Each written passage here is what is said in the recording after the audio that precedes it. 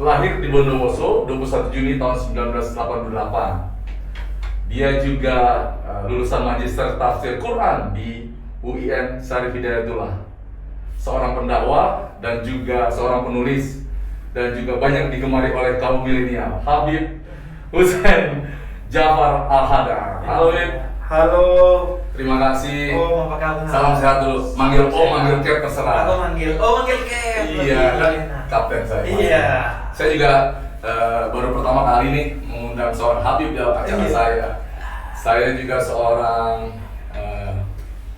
kebetulan pelayanan jadi pendeta, Habib. Pendeta. Nah, kan Habib ini saya sangat sering menonton videonya dan sangat juga menyukai apa yang Habib buat di channel-channel YouTube-nya, Instagram maupun di media sosial. Semua itu sangat membangun saya juga untuk membagikan apa yang saya percaya dengan iman Kristen saya. Iya. Karena Habib saya seorang Habib yang saya anggap Habib original. Kan ada juga Habib yang menamakan dirinya Habib. Bagi saya kurang mencerminkan dia seorang Habib. Kalau saya juga pendeta, Habib. Oke. Ini kartu pendetanya, Habib. Oh, Departemen agama. Jadi saya pendeta asli juga, bukan pendeta wong-wongan. Jadi itu yang terdaftar di Kementerian Agama. Lihat dulu yang jelas. Daftar wilayah Kementerian Agama Provinsi DKI Jakarta. Di baliknya nama saya. Oke. Pelayanan di gereja mana? GBI Gatot Subroto. Iya. JHCC. Betul. Tiap minggu. Saya malah gak punya kan dulu begini. Jadi kalau kemana-mana, Habib. Kalau ada ini, loh saya pelayanan, saya ada kartu Departemen Agama, boleh cek. Gitu. Kalau saya sih adanya dalam bentuk ini, bukan kartu tapi buku nasab istilahnya. Itu untuk menyatakan, untuk membuktikan bahwa kita keturunan Nabi, kita seorang Habib. Itu dikeluarkan oleh namanya satu lembaga Robitoh Alawiyah. Yeah. Nah kebetulan ayah saya itu pemimpin Robitoh Alawiyah di kota saya di Bondowoso. Lama sudah, sekarang sudah enggak, sudah karena udah tua. Yeah. Kemudian juga pernah di Dewan Pembina Robitoh Alawiyah. Jadi dulu tuh ada bukunya. Yeah. Atau dalam bentuk figura juga ada. Yeah. Nggak tahu sekarang, mungkin sekarang udah kartu ya. Tapi kan kalau di agama Islam yang saya lihat itu kan orang punya sesuatu hal yang dilihat dari pencerminan kehidupannya, Bib. Kalau status boleh bisa banyak, ada yang Habib lah, Ustadz lah, Kiai siapa. Tapi kalau dia nggak mencerminkan kan orang juga akan melihat loh, gimana sih? Betul. Setuju nggak, Bib? Setuju. Saya sangat setuju kalau Habib ini soalnya bukan saya semenjak saya lihat perjalanan hidup Habib. Ini bukan Habib kaleng-kaleng, ini Habib original. Loh, terserah orang mau menganggap apa, tapi ini kan perspektif pribadi saya. Nah, apa sih itu perbedaannya Habib yang benar-benar sama Habib yang tanda kutip yang suka membuat kita malah bingung gitu? Ya, sebenarnya itu karakter dalam semua orang ya. Baik itu Habib, non-Habib, baik itu Habib, Ustadz, Kiai, ataupun siapapun lah orang pada umumnya. Mereka kan pasti punya perspektif, kemudian punya paradigma, dan itu yang melahirkan kemudian sikap mereka dalam menyikapi segala sesuatu. Pada batas tertentu ada yang oke, tapi berbeda dengan saya. Misalnya kecenderungan saya untuk mendakwahkan Islam yang penuh cinta. Biasanya disebutnya sebagai amar ma'ruf, mengajak kepada kebaikan. Nah, ada yang berdakwah dengan ketegasan, biasanya disebutnya nahi mungkar, melarang orang untuk melakukan kejahatan. Tapi kita sepakat amar ma'ruf ataupun nahi mungkar itu bil ma'ruf, mengajak orang pada kebaikan atau melarang orang melakukan keburukan dengan cara yang baik. Bisa jadi tegas caranya, saya memilih caranya dengan lembut gitu. Kemudian bisa jadi segmennya juga berbeda. Saya memilih milenial dan di media sosial. Nah, tapi di luar itu ada yang memang menjadi oknum dalam pendakwah itu. Misalnya oknum yang menyebarkan nilai-nilai agama, khususnya dalam hal ini Islam, dengan kata-kata yang buruk gitu, kasar gitu ya, kata-kata yang kasar, kemudian kata-kata yang buruk, kemudian mendiskreditkan orang yang berbeda, baik itu berbeda di intra agama Islam ataupun antar agama lain.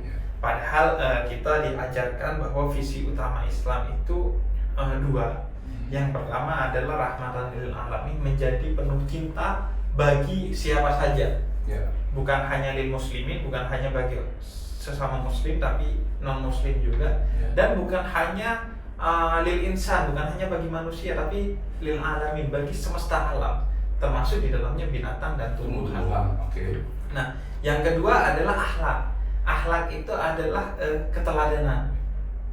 Jadi sebelum kita mengajak orang lain, pastikan kita punya komitmen tentang hal itu. Sebelum ngajak orang lain jujur, walaupun kita bukan orang yang jujur terus, tapi paling nggak punya komitmen untuk menjadi orang jujur. Karena manusia kan bisa jadi ada salahnya, pasti. Pasti berbuat dosa setiap hari. Baik itu disengaja maupun tidak sengaja. Karena itu saya sering bilang bahwa kalau perbedaan itu bukan hanya boleh, tapi penting. Saya berbeda dengan orang lain yang mendakwakan Islam dengan tegas, itu bukan hanya boleh, penting. Karena ada orang yang enak untuk diajak lembut, ada yang perlu ditegesi. Nah, yang tidak boleh itu adalah perpecahan. Ketika satu orang dengan orang lain menegasikan, menganggap yang lain itu kafir, menganggap yang lain itu sesat, menganggap yang lain itu bid'ah, syirik. Nah, itu yang saya tolak. Karena itu saya sering bilang, mengucapkan selamat Natal bagi Kristiani, itu ada yang membolehkan dalam Islam, ada yang tidak memperbolehkan. Ada dalilnya nggak? Ada dalilnya, semuanya ada dalilnya. Ada yang memperbolehkan.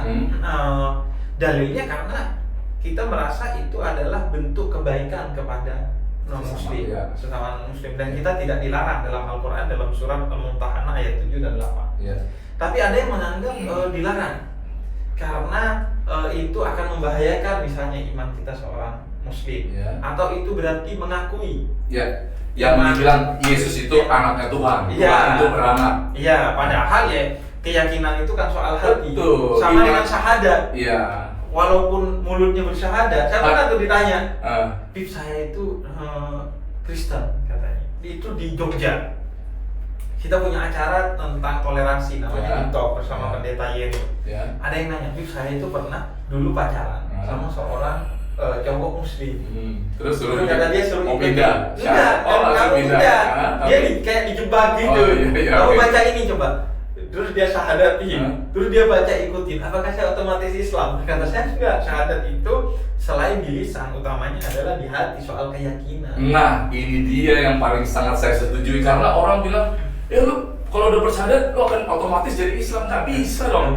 Di bawah tekanan, di bawah paksaan, atau sebagai gara-gara cinta pun dia bisa melangkahi imannya. Tapi benar lah, Bib, sekarang ini kan intoleransi di bangsa kita ini di Indonesia. Saya kan hidup dari Presiden Soeharto ya. Kalau Habib masih Soeharto udah. Aku kelahiran 88 masih 10 tahun berarti perpindahan. Dulu itu intoleransi nggak begitu kelihatan. Orang tuh bebas aja orang. Saya kan ibu saya 90% muslim, Bib.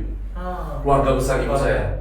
Bapak saya orang Batak Kristen, ibu saya Batak Islam. Nah, tapi dulu tuh kita sama-sama bercanda-bercandaan gitu. Jangan deket-deket lo, ada babi tuh. Gitu. Terus yang Islam, lo sholat-sholat, lo jangan buka. Kita bercanda-bercanda. Nah, sekarang ini intoleransi di Indonesia, menurut Habib tuh apa sih sebabnya? Saya kadang-kadang sedih loh, Bib. Saya orang yang sangat mencintai bangsa ini. Mau Habib kayak, mau dia Cina kayak, mau dia orang apa aja deh. Selama dia baik sama kita, dia nggak baik aja saya tetap baik. Nah, kenapa, Bib, intoleransi ini semakin menggila di bangsa ini di Indonesia? Menurut saya ada banyak hal ya pasti. Kita nggak bisa simplifikasi atau generalisasi. Paling nggak pertama kita hidup di era baru sekarang, era reformasi, era keterbukaan. Kalau dulu mungkin orang takut untuk intoleran, karena mudah sekali orang diciduk dan dipukul. Nah, sekarang era keterbukaan. Itu poin pertama. Keterbukaan itu bisa bikin orang akhirnya kebablasan. Karena kan kebebasan itu kalau tidak dirayakan dengan kehadiran hati dan pikiran yang jernih, dia akan bikin kebebasan orang lain terganggu dan bikin kekacauan. Kemudian yang kedua, udah reformasi, ditambah lagi keterbukaan informasi yang disebabkan oleh media sosial. Banyak orang yang tidak punya kompetensi berbicara tentang sesuatu yang dia nggak punya kompetensi. Artinya pemikirannya kurang jauh, mainnya kurang jauh. Sedangkan dia Sekarang ini bisa cepat banget. membagikan informasi kapan Jadi saja. ada pepatah, bukan lebih cepat mulut, sekarang lebih cepat jempol daripada Iya. mulut. Nah, Jempolmu, macanmu katanya. Iya. Kalau harimaumu. nah, yang kedua sekarang media itu sosial. yang kedua media sosial. Betul. Setiap orang bisa dengan mudah memprovokasi. Ya. Secepat kilat, Ya. dia bisa kapan saja. Ya. Dan mungkin dia tanpa beban. Karena kalau ketemu gini mungkin masih punya beban. Gak enak ya, betul. Nggak enak. Sekarang bahkan tanpa beban. Karena dia sambil tiduran ngata-ngatain orang lain. Ya, ya. Dan dia tanpa merasa bertanggung jawab. Karena bisa pakai akun anonim. Ya. Atau gak kira di apa-apakan lah. Dan lain sebagainya. Itu menurut saya keterbukaan kedua itu yang bikin kemudian semua orang akhirnya Ya. berbicara Ya. tentang segala hal. Ya. Bahkan tentang agama. Maaf, saya kalau naik pesawat pasti saya mau disetirin hanya oleh seorang pilot. Ya. Ketika saya tersandung masalah hukum, pasti saya cari pengacara. Pengacara, ya. Ketika saya sakit, saya pasti pergi ke dokter. Dokter. Semua ada kompetensinya. Bahkan ada kartunya, ada suratnya, ada ijazahnya. Lisensinya ya. Iya. Tapi tokoh agama itu adalah tempat di mana siapa saja seolah-olah bisa mengisi tanpa kompetensi. Oke. Semua orang mau bicara agama. Apalagi ada media sosial ini bisa terbuka dengan klik sekali seluruh dunia tahu. Iya. Dia ngomongin agama nih, Ya. tanpa kompetensi. Nggak ngerti apa-apa kadang-kadang. Nggak ada apa-apa. Saya dulu ingat ketika saya mau bicara tentang Al-Quran dan hadis Ya. dalam Islam, di YouTube itu orang banyak slogan kembali kepada Quran dan hadis, minta dalilnya, ngomongin Ya, apa minta ya. dalilnya. Saya background saya akidah, Ya. ketuhanan, teologi Ya. kalau dalam tradisi Kristen. Nah, otomatis ketika trennya orang minta dalil Quran dan Sunnah, saya nggak banyak memahami itu. Karena itu kemudian saya kuliah Magister Tafsir Quran itu, S2-nya itu. S2-nya saya Kadang-kadang Quran. banyak pertanyaan yang Habib nggak bisa menjawab.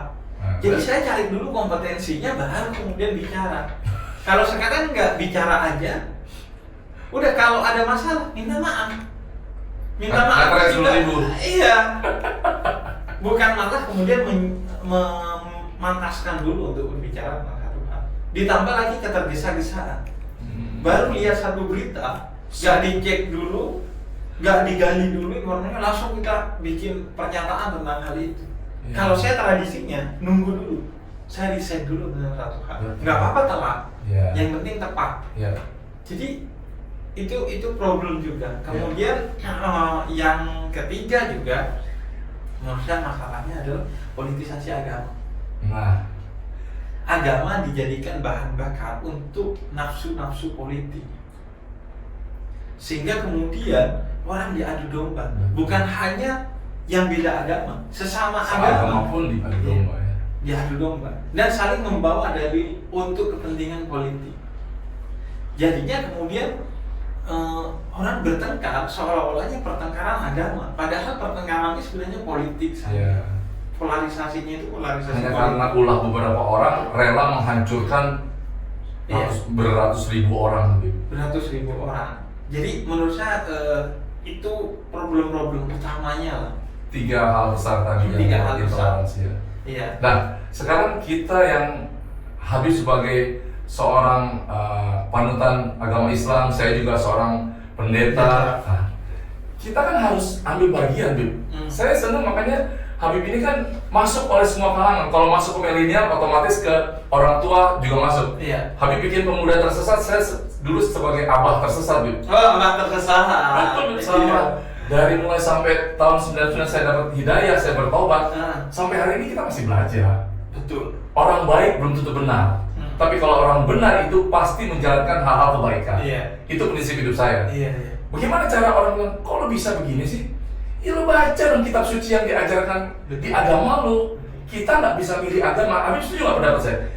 Waktu lahir kita minta, gue mau dong lahir di agama Islam, gue mau dong. Nggak bisa. Tiba-tiba lahir sebagai Habib Jafar, seorang jadi Muslim. Kalau boleh milih nih, pasti minta anak Raja Fat dong. Iya. Gue juga minta Ratu Inggris dong, gue jadi anaknya Joe Biden aja. Iya. Nah inilah yang kita harus bilang ke milenial, ke orang tuanya, supaya mereka tuh jangan agama yang dipeributkan gitu loh. Iya. Jadi karena memang agama itu diwariskan, maka sehingga seringkali kita itu memeluk agama tanpa kesadaran.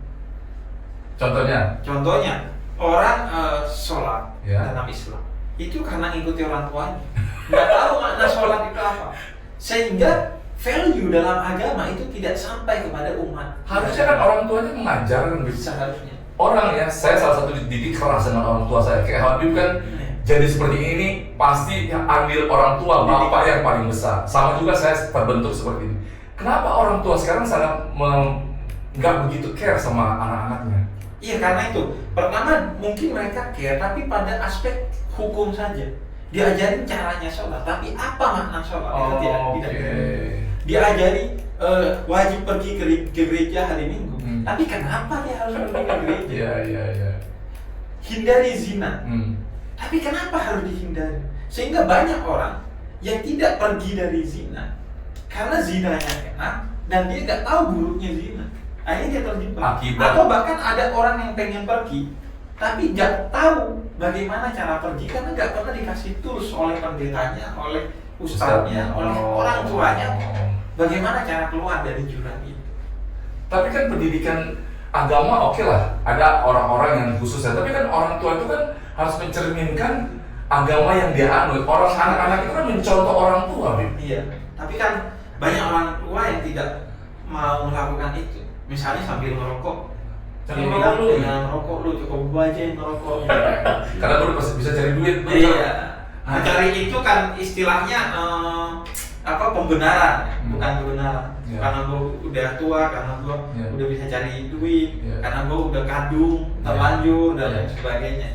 Nah, padahal inti dari pendidikan dalam Islam itu adalah keteladanan. Nabi itu menjadi teladan dalam mendidik. Sehingga selalu dia terdepan dalam segala hal.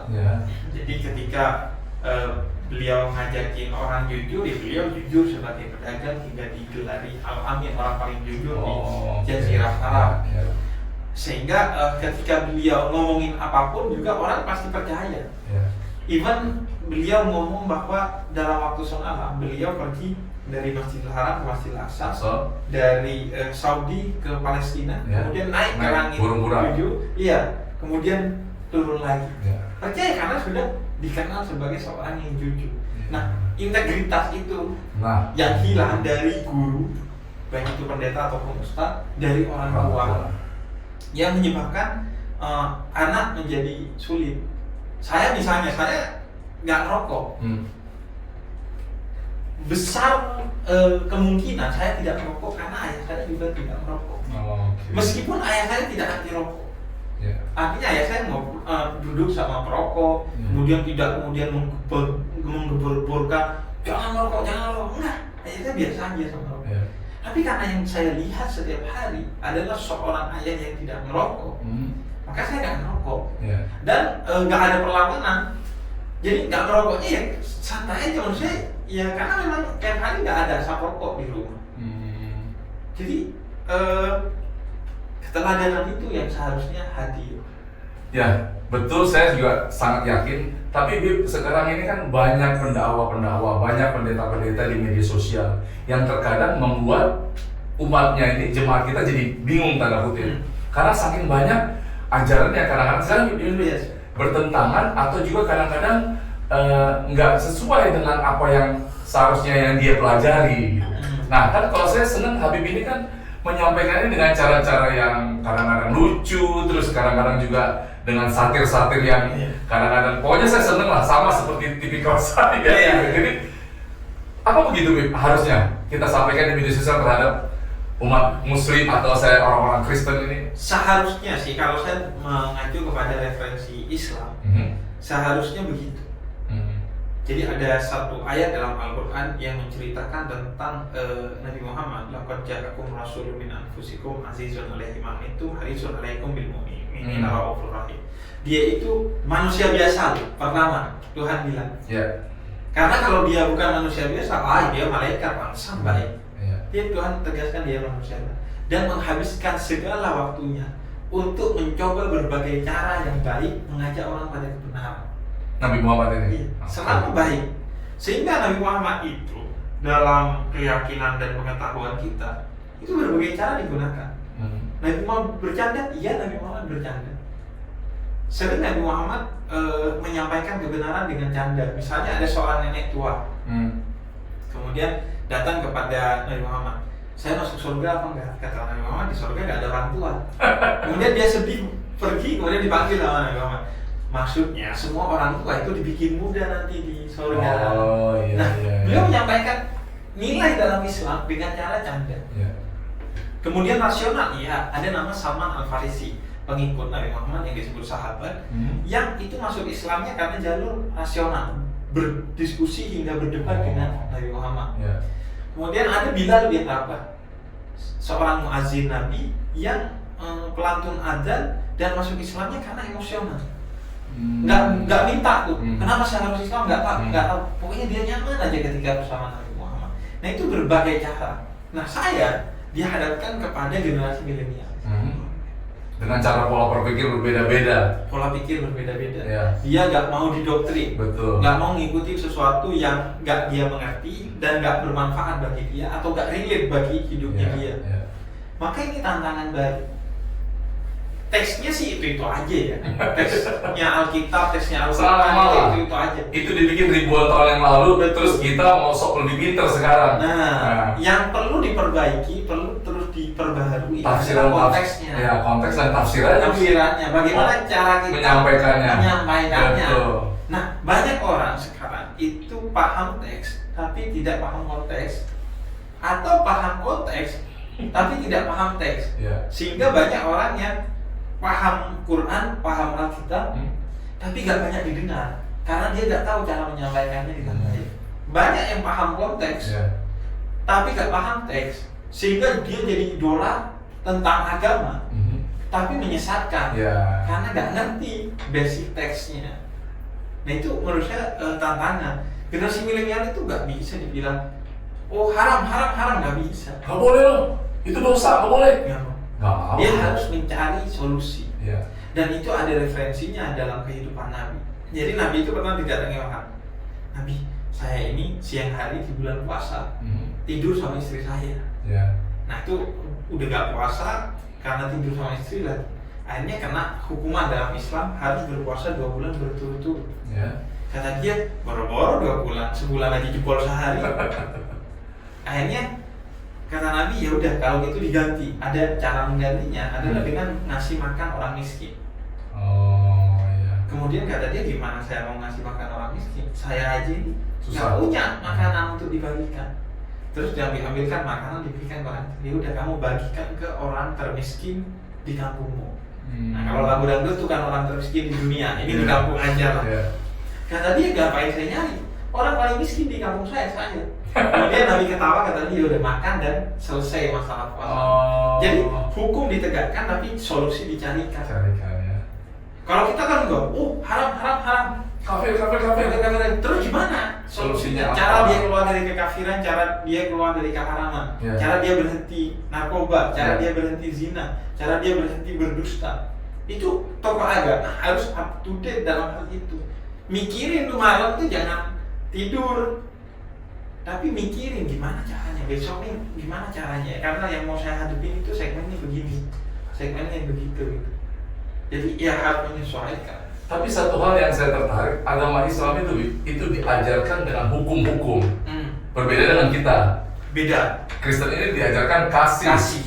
Diajarkan dengan ya pokoknya mengandalkan, ya kayak udah, bagi saya sih juga terkadang ada juga yang dimanfaatkan dengan cara yang salah bagi orang-orang Kristen. Karena saya pendeta, saya udah tamat di semuanya, kuliah teologi nggak diizinkan, saya cuma semester 3. Tapi saya menjalankan agama saya dengan apa yang saya baca dan saya lakukan. Saya contoh Yesus lah.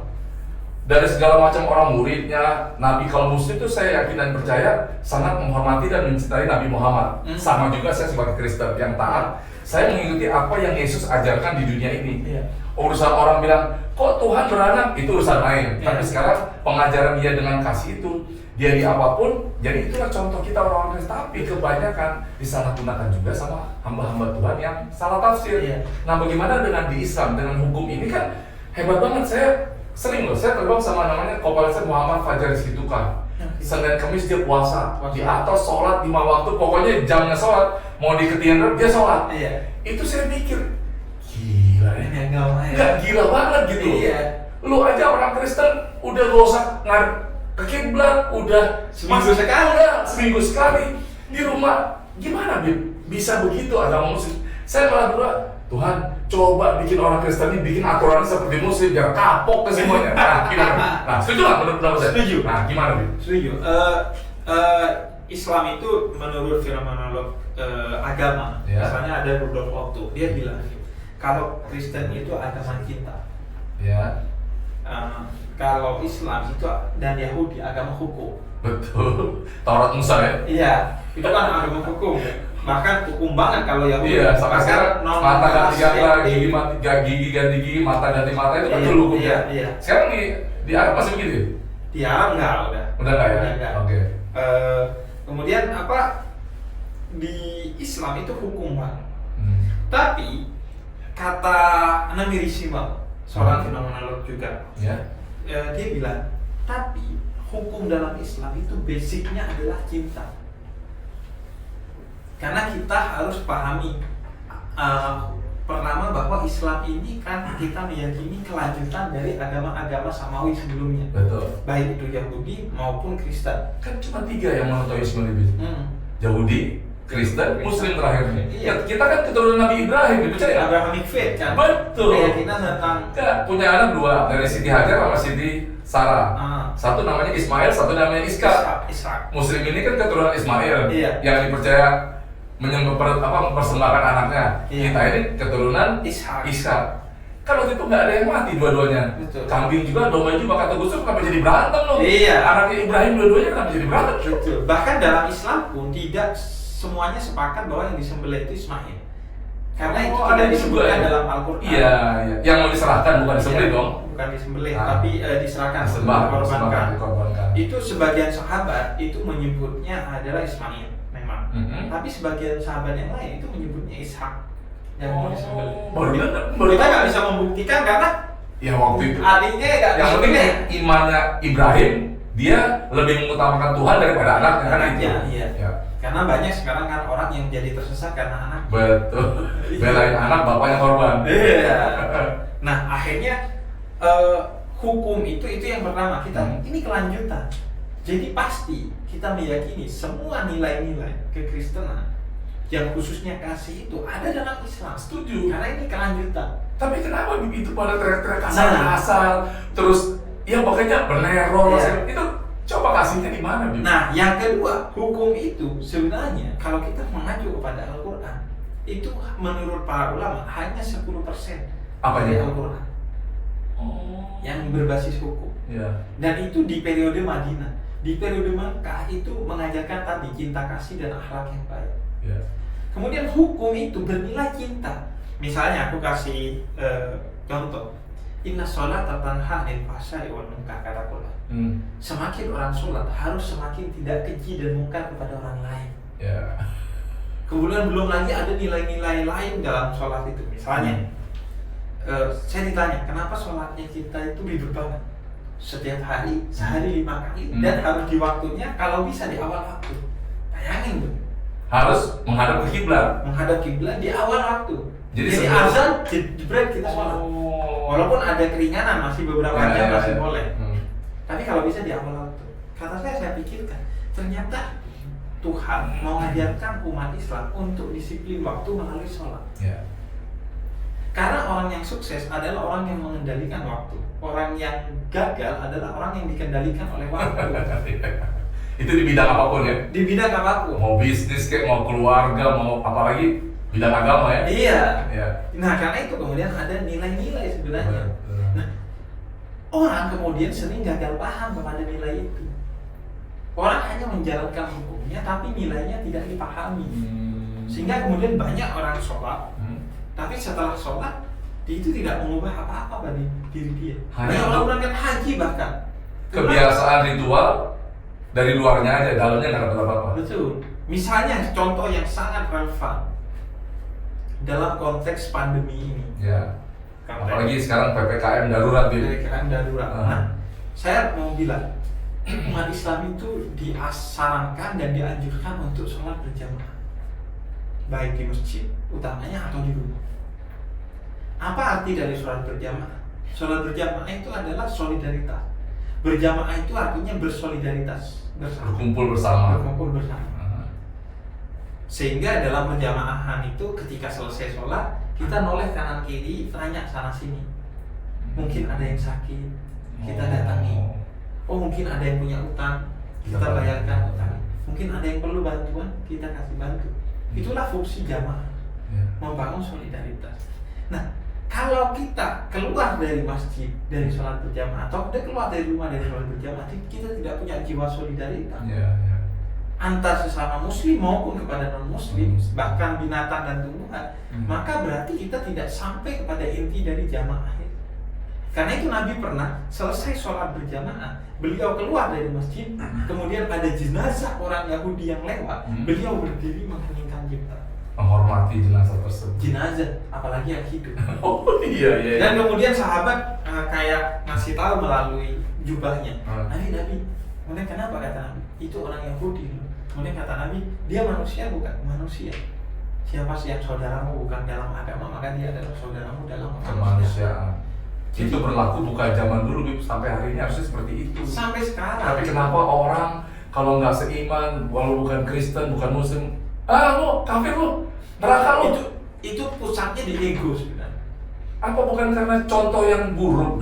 Kan kebiasaan yang contoh buruk dilihat oleh, mohon maaf ya, pendetanya menyampaikan dakwah khotbah di gereja, terus otomatis kalau dia ngefans sama pendeta itu, sama Habib nih, Habib ngomong apa aja diikutin nggak sama orang? Iya. Nah, bukannya salahnya di kita ini, Bib?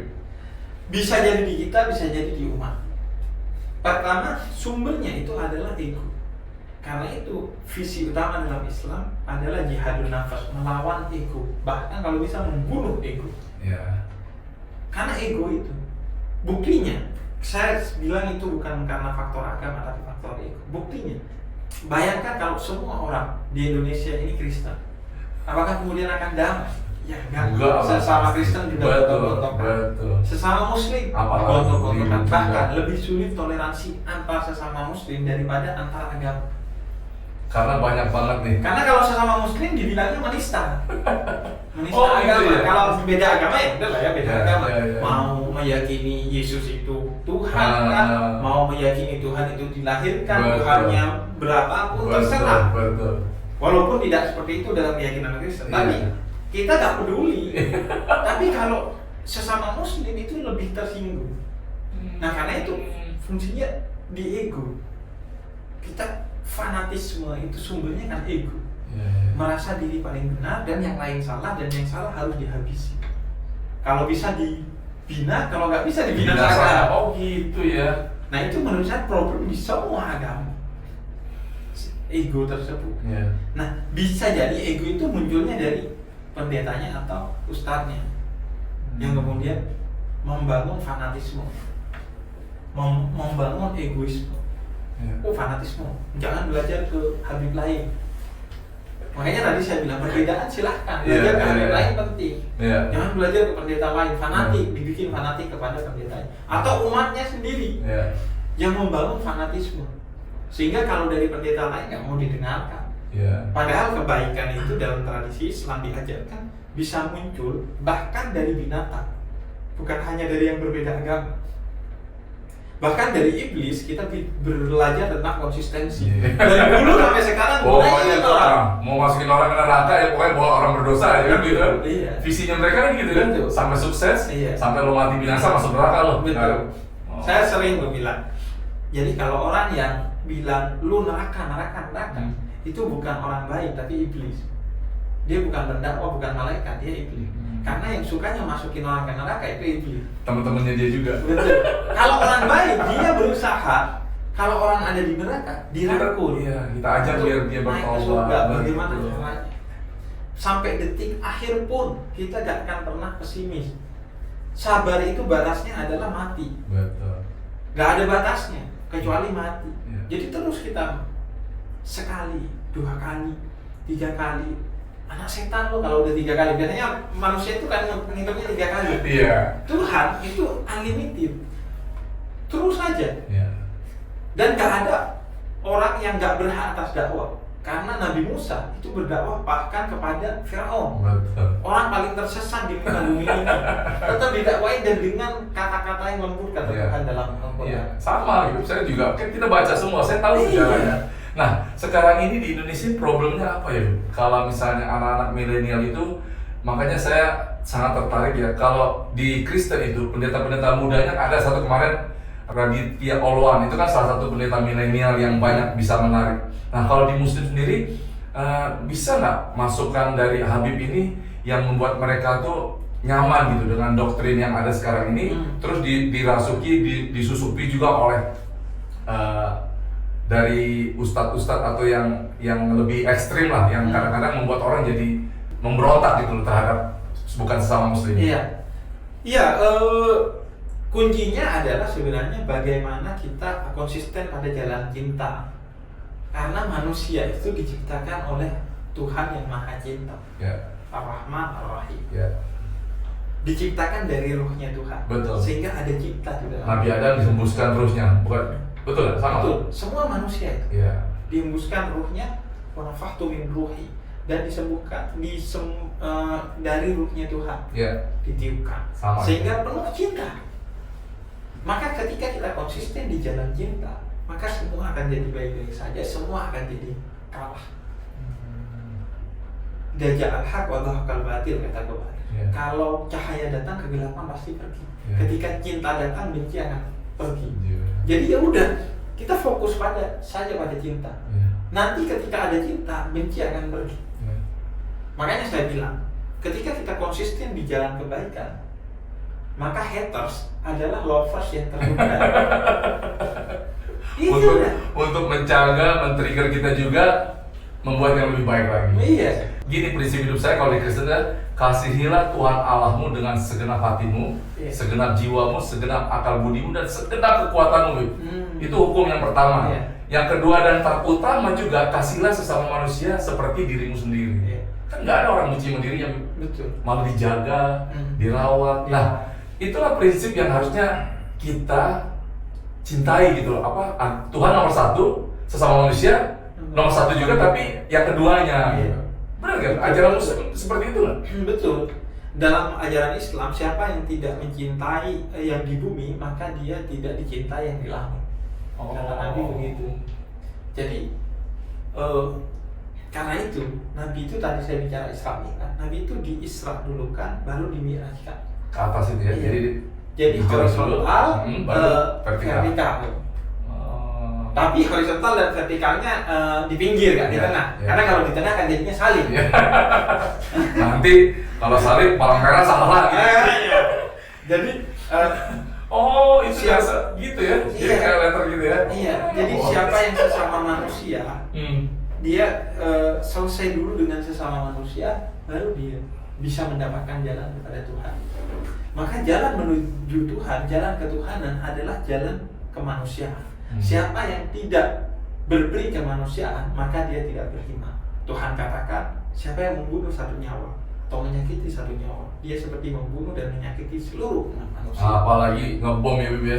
Ngebom, atau ngebom mungkin urusannya polisi lah ya. Tapi yang setiap hari ada di sekitar kita, membunuh karakter di media sosial, menyakiti orang di media sosial, membuat masa depan orang hancur, membuat kasih dalam diri orang hilang dengan jempol kita. Itu bahkan bisa lebih bahaya dari ngebom. Membuat orang hancur meskipun dia tetap hidup, jadi zombie dia. Makanya media sosial ini bisa juga menghancurkan, bisa juga membangun. Makanya saya tertarik ya, Habib harus panggil nih YouTuber-YouTuber yang media sosial yang berjuta puluhan juta. Saya nggak bangga, saya nggak pernah nonton mereka. Karena itu merusak, biar aja mereka nonton, merusak generasi muda. Nggak usah saya sebut namanya lah, followernya banyak dulu. Tiap hari pamer ini, pamer itu. Sedih nih orangnya di kampung lihat ini, kok bisa gitu ya. Terus kan inilah dia berhalusinasi kan. Iya, pamer kebaikan aja gak boleh, apalagi pamer harta. Tapi kenapa Bib? Gimana? Coba Bib, kan saya Habib ini biasanya kan di media sosial dengan orang, kalau saya ini kan pilot Bib ya.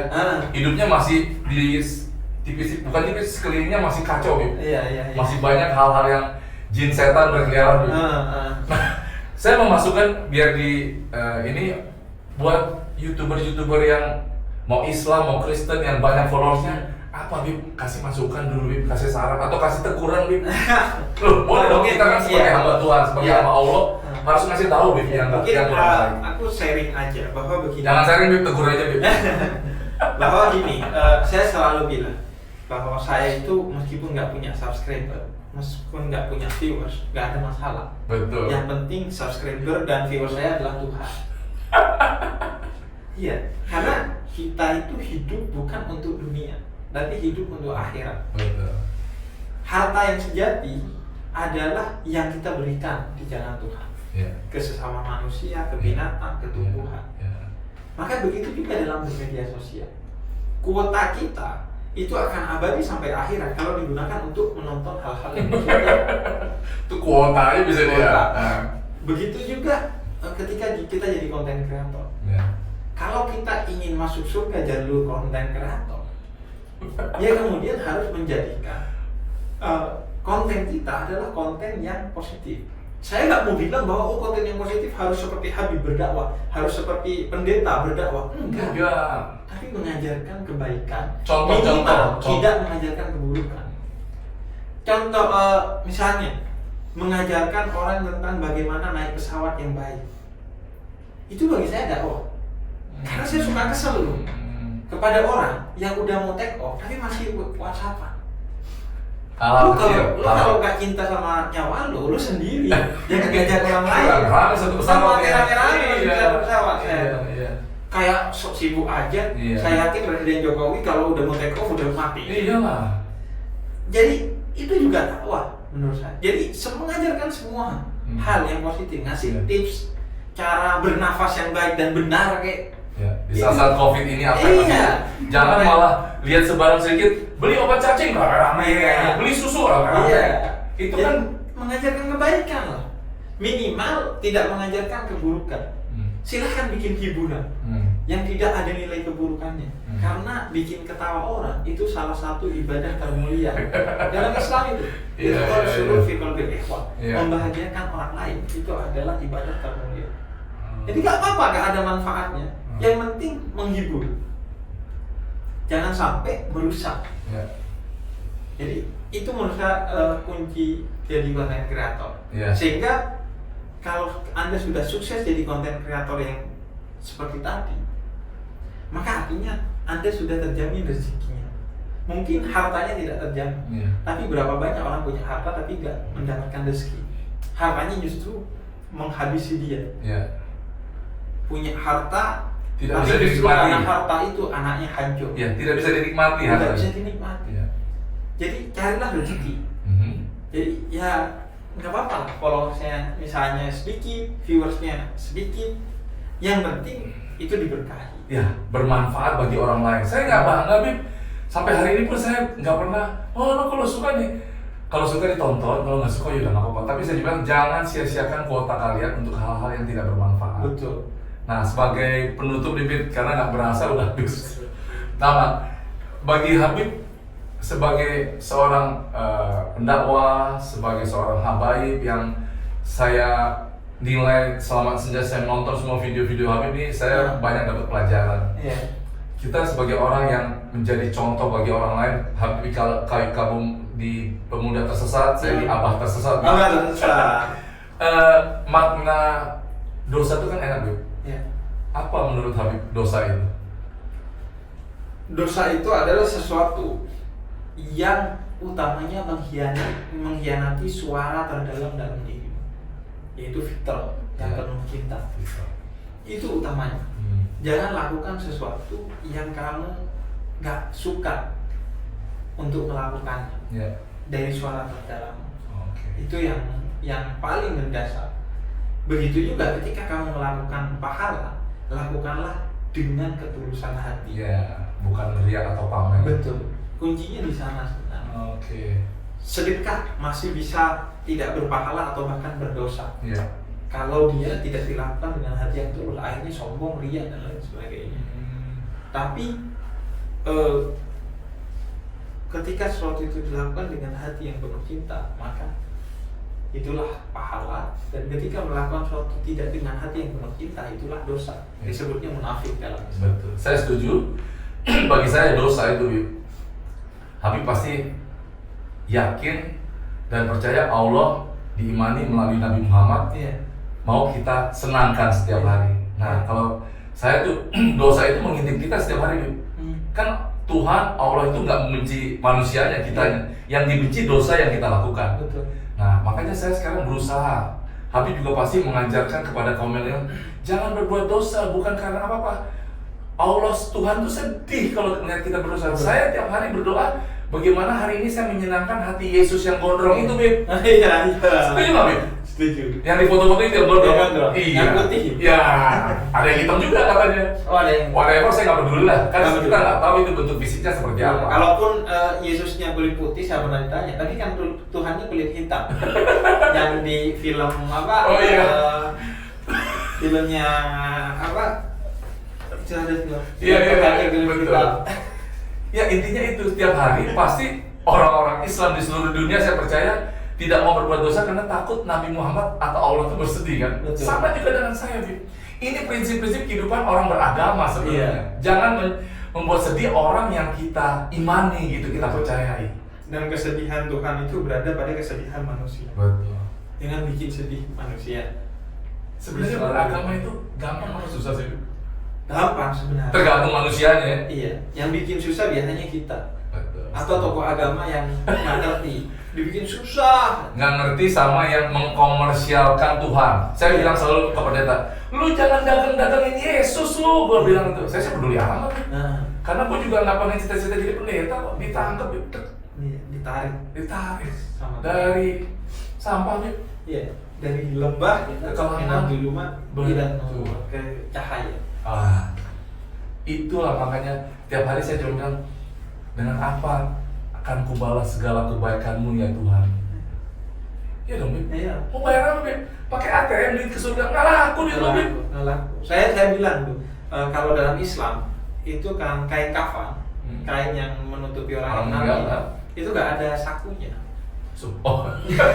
Jadi kita Supaya lu nggak bisa bawa duit. itu filosofinya ya nggak bawa apa-apa. Iya. Udah lo nggak bawa apa-apa.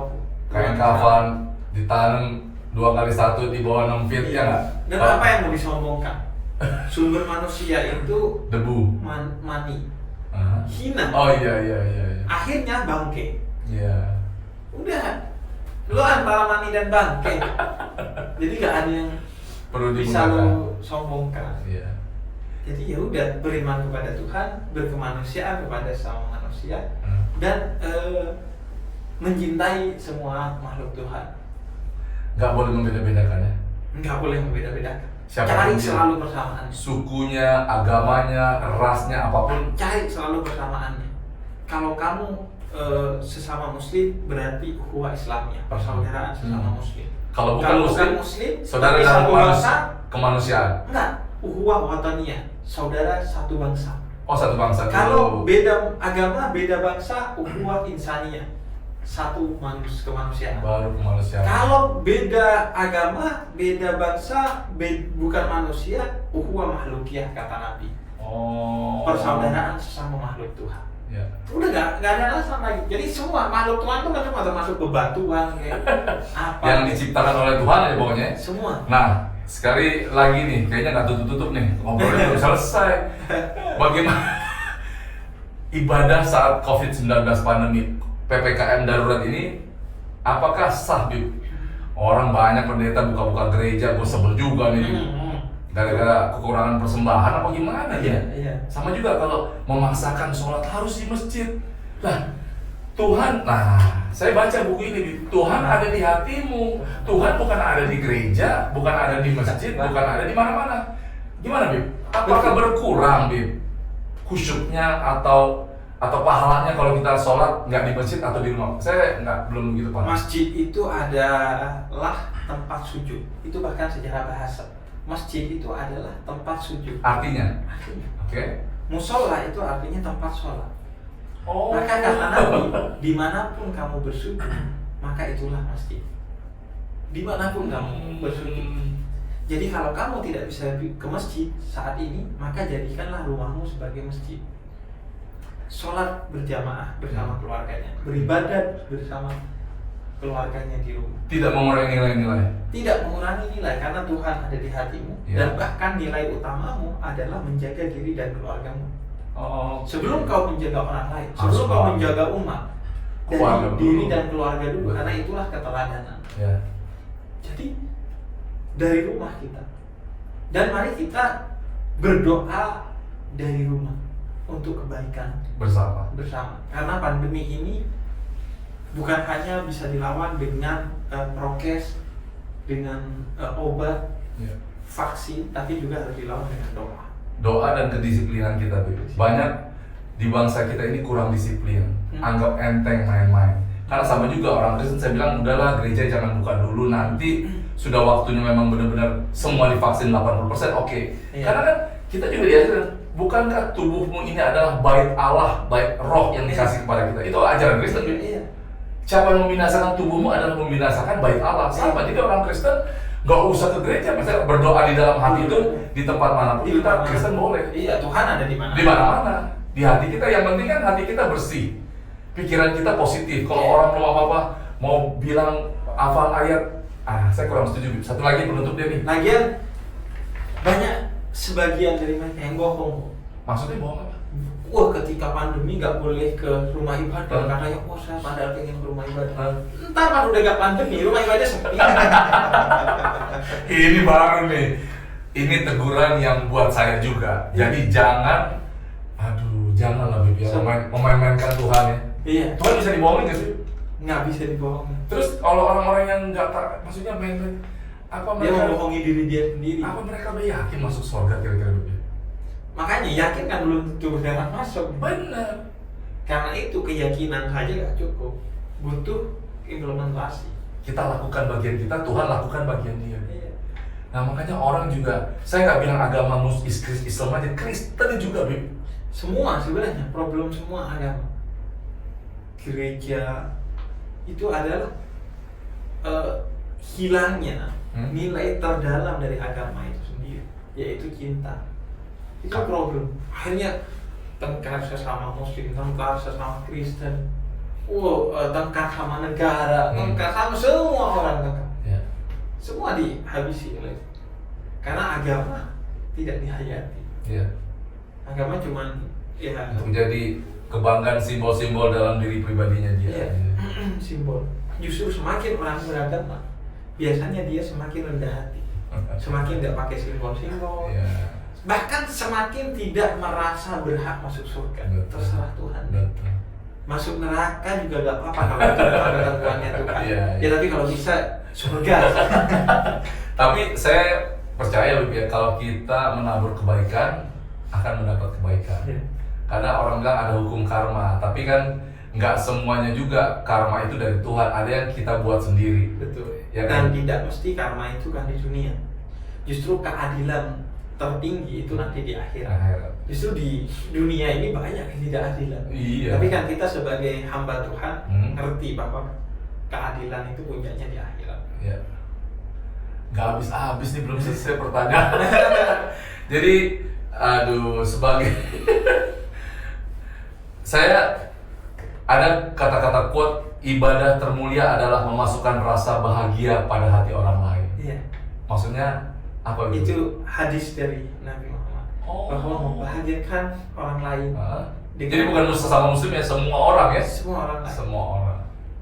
Membahagiakan orang lain adalah ibadah termulia. Dengan apapun. Bisa dengan harta, dengan harta. Bisa dengan jasa, dengan jasa. Bisa dengan senyum, dengan senyum. Yang paling kecil adalah dengan diam. Jangan mengganggu orang lain. Ya, padahal masih banyak nih. Ada lagi, satu lagi. Mau terserah nanti. Al-Quran itu bisa dibaca siapa saja, dipahami yang berilmu dan dihayati dengan hati. Semua dapat pahala tergantung levelnya membaca, memahami dan menghayati. Bahkan sekedar pegang saja kamu sudah mendapat pahala. Jangan nunggu Ramadan. Nah, ini bukan hanya di Muslim aja, bukan Al-Quran aja. Orang Kristen, Alkitab itu harusnya seperti itu juga. Jadi bukan soal hafal-hafalnya nih, tapi dihayati dan dilakukan. Saya udah baca buku ini, Bib. Oke, Tuhan. Saya sangat tertarik. Seperti yang Habib katakan tadi, Tuhan bukan ada di tempat ibadah, guys. Bukan di rumah-rumah, bukan di gereja, bukan di masjid, bukan di vihara, bukan di kelenteng ya, Bib ya. Tapi ada di hati kita yang terpenting. Bagaimana kita dapat menjalankan ibadah itu? Kalian boleh baca di buku ini, guys. Saya baca buku ini. Buat kalian yang mau dapat buku ini dari kita nih, kalian kasih komen atau kasih kirim ke email kita apa yang kalian dapat dari pembacaan saya sama Habib. Dan ini pasti bukan yang terakhir, bukan yang pertama, bukan yang terakhir, tapi baru pertama kita. Baru pertama. Setuju nggak, Habib? Masa mau ketemu lagi kan? Makanya akan ada perjumpaan lagi. Ya, guys, buku Tuhan ada di hatimu. Saya baca ini, saya pikir, aduh, gue juga harus buat buku. Karena beda Habib kan sama saya nggak beda jauh lah, 20 tahunan. Yang penting maju ke depan terus ya, Habib. Kita menginspirasi banyak orang. Kita menjadi hamba Allah, hamba Tuhan yang berkenan di hadapan Dia, bukan di hadapan manusia, Habib. Saya nggak peduli mau manusia, Habib. Manusia nggak peduli. Nggak peduli. Yang penting Tuhan tiap hari kita senangin gitu aja. Setuju, Habib ya? Setuju. Aliran kita gitu. Terima kasih buat kalian semua.